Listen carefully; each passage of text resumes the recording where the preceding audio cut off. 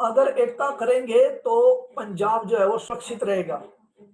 हाँ, अगर एकता करके रहेंगे तो पंजाब सुरक्षित है, नहीं तो एक एक करके वो टारगेट बनाएंगे, क्योंकि एक एक करके वो क्या करेंगे, टारगेट बनाएंगे। अब प्रॉफिट बलजिंदर जी को उन्होंने फंसा फंसा रखा है ना। ये जो बंदा विजय इमैनुअल है, काफी टाइम से प्रॉफिट बलजिंदर जी के पीछे लगा हुआ है, उसको बर्बाद करने के लिए, उसकी सेवकाई को हड़पने के लिए। और वो हर बार कोई नया नया तरीका बना के जो है आगे आता है, हर बार नया मुद्दा होता है, नया मुद्दा। और अब फिर वो एक नया मुद्दा ले आया है। उन्होंने अब की बार जो मुद्दा खड़ा करा है वो पहले से भी ज्यादा भयानक है। अब उन्होंने एक लड़की का इस्तेमाल करके जो है प्रॉफिट जी के ऊपर धब्बा लगाया कि ये इन्होंने मेरा यौन शोषण करा है, ठीक है, किया है। और ऐसे धब्बे पहले भी लगे थे प्रॉफिट जी के ऊपर।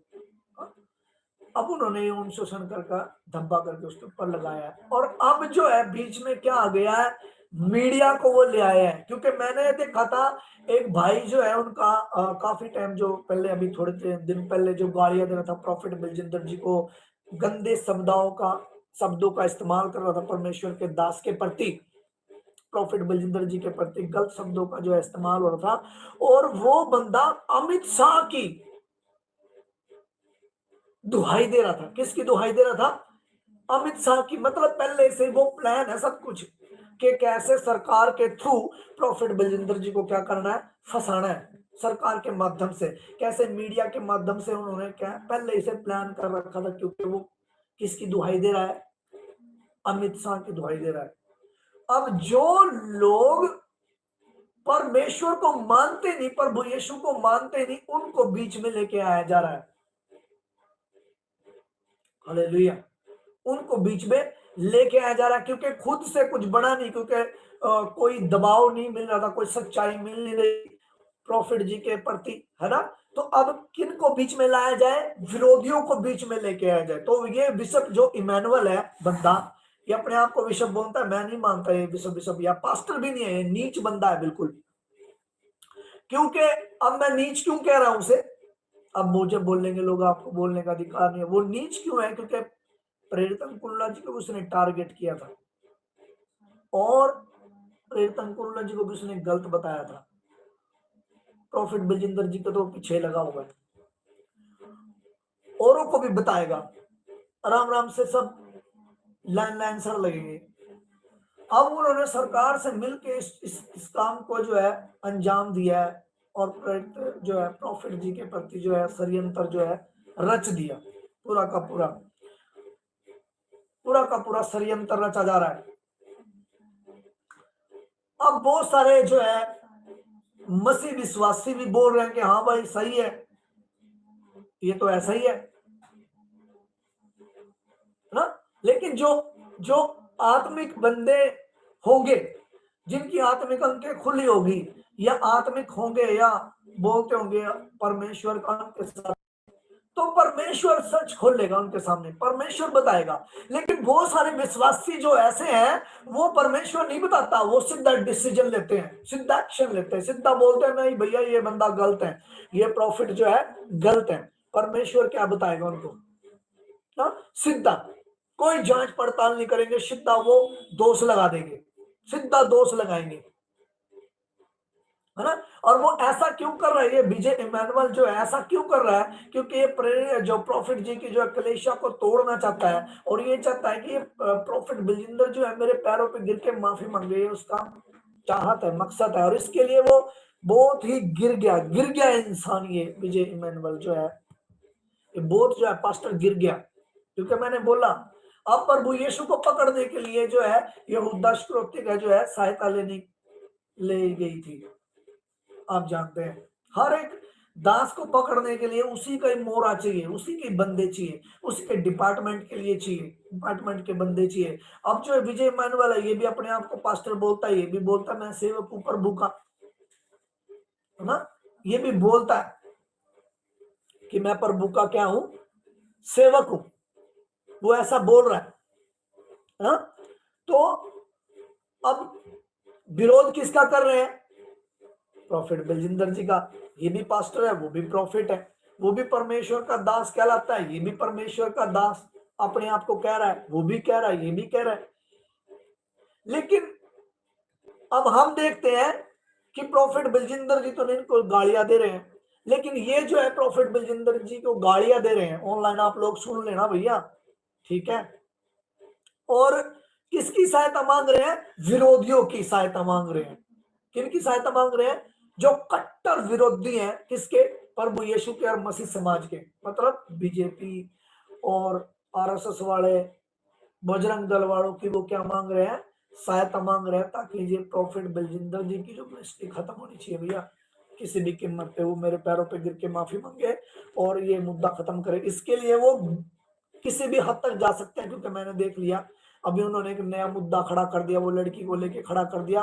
वो लड़की कुछ दिन नहीं हुए उसका जो है डिलीवरी हुए और उसने उठते ही 20 दिन भी नहीं हुए, उठते उसने बेड से, मैं कहता हूं कि नहीं, उसने इतनी जल्दी मुद्दा खड़ा कर दिया। हालेलुया। अब पहले तो मैं आपको यह बताना चाहता हूं, जितनी भी ये बातें बताई जा रही है सोशल मीडिया के ऊपर, और जो जिस बहन ने इस बातों को जो भी आरोप लगाए हैं, इसमें कोई भी सच्चाई नहीं है। इसकी प्रॉपर इन्वेस्टिगेशन के लिए हमने भी प्रशासन से मांग की है, प्रशासन से मांग की है 2017 से लेकर जिस समय वो लड़की कह रही है, उस समय तो वैसे ही लॉकडाउन लगा था। आप कह रहे हैं कि कुछ ऐसा हुआ ही नहीं है? देखिए, मैं बताऊं, जो विजय मैनुअल नाम का जो जो व्यक्ति है, इसने ही ये सारी एक स्टोरी बनाई है, मनगढ़ंत कहानी बनाई है, और ये पहले से प्री प्लानिंग की गई है। भी देखिए, जो व्यक्ति समाज में जिसमें समाज में वो बहुत बड़ा नाम होता है, उसके हजारों दुश्मन होते हैं। इसलिए प्रॉफिट जी को बदनाम करने के लिए, उनकी छवि को खराब करने के लिए ये सारी ऐसी योजनाएं बनाई जा रही है। लेकिन हम प्रशासन से हमने मांग की है, अभी जो सच्चाई है वो सबके सामने आनी चाहिए। बेटा आप बताइए, ये जो पास्टर बजिंदर सिंह जी के सलाहकार हैं वो कह रहे हैं कि कुछ ऐसा मामला है ही नहीं। सर अगर ये साजिश होती, आप देखिए, आप इनके निकालिए सर, इन पे पहले कितनी एफआईआर हो चुकी है और हर बार इन पे क्यों होती है? और भी पास्टर्स है और भी चर्चे चलाते हैं, उन पे क्यों नहीं कोई चीज़? इन पे हर लड़की आके इन पे ब्लेम, हर कोई आके इन पे ब्लेम। सर अगर इन्होंने कुछ करा है इसीलिए तो इन पे बार बार आते हैं, ब्लेम्स आता है, और ये कह रहे कि हम जानते नहीं, हमारा तिलक नहीं। सर सारे प्रूफ हैं कि ये जानते हैं कि नहीं जानते, कि इनका क्या लिंक था, क्या है। और ये जब की बात करें लॉकडाउन, सर आप भी निकाल के देख लीजिए कि तब लॉकडाउन था, कौन से महीने की बात हो रही है, वो सारी पुलिस को भी मैं बता चुकी हूँ। सुरजीत थापा और जी, सर ये जो कह रहे हैं, जो सर इनके आए हैं, ये जो कह रहे हैं सर कि सुन लेते हैं बेटा, एक बार सुन लेते हैं। ये नहीं जानते सर, ये सामने होते थे, ये भी कई बार मुझसे मिल चुके हैं। आप कह रही हैं कि सुरजीत जी खुद वहां पर मौजूद होते थे? हैं, ये वहीं पर सारे होते थे, और जो भी इनकी प्लानिंग होती थी जी सर, ये भी चर्च में कई बार आते थे। और सर इनका जो भी ये प्लानिंग्स होती थी, ये सारे बीच में इन्वॉल्व होते थे, वहीं पे सारी इनकी वहां पे बैठ के प्लानिंग्स होती थी ऑफिस कह रही है आप तो खुद उस अपराध का हिस्सा हैं। देखिए, ये सबसे बड़ा झूठ इनका मैं आपको बताना चाहता हूं। मैं प्रॉफिट बजिंदर सिंह जी को 2024 में मिला हूं, उससे पहले मैंने आज तक उनकी चर्च में कभी गया ही नहीं। ये सबसे बड़ा झूठ तो अभी जे इसका पकड़ा गया है, भी उससे पहले तो मैंने प्रॉफिट जी को कभी मिला ही नहीं। और 2024 में मैं प्रॉफिट जी से मिला और उसके बाद मैं उनका स्पोक्स पर्सन बना। लेकिन मैं आपको बताऊं, और ये देखिए अभी कितना बड़ा झूठ बोला है इन्होंने। मैं तो रमन हंस मिनिस्ट्री का प्रेसिडेंट था, मैं तो अवतार जी को 2024 में मिला। ये कितना बड़ा झूठ है, देखिए।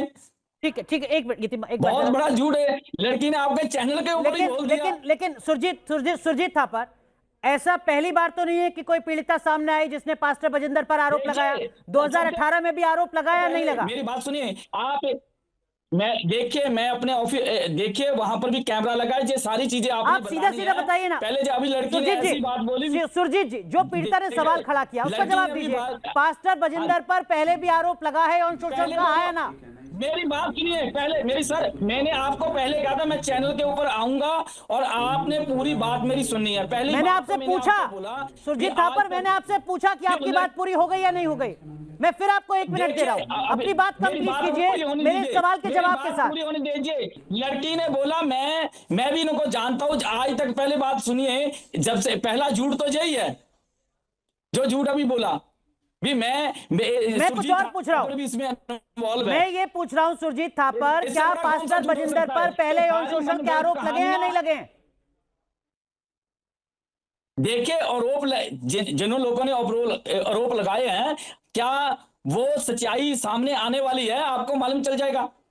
क्या वो सच्चाई सामने आ सकती है? सुरजीत थापर, जब पीड़िता कह रही है कि मुझे जान से मारने की धमकी मिली है, मेरे परिवार को जान से मारने की धमकी मिली है, क्या वो सच्चाई सामने आ सकती है कि एफआईआर हुए 5 दिन हो गए हैं और अभी तक पास्टर जो है वो जेल में अंदर नहीं है?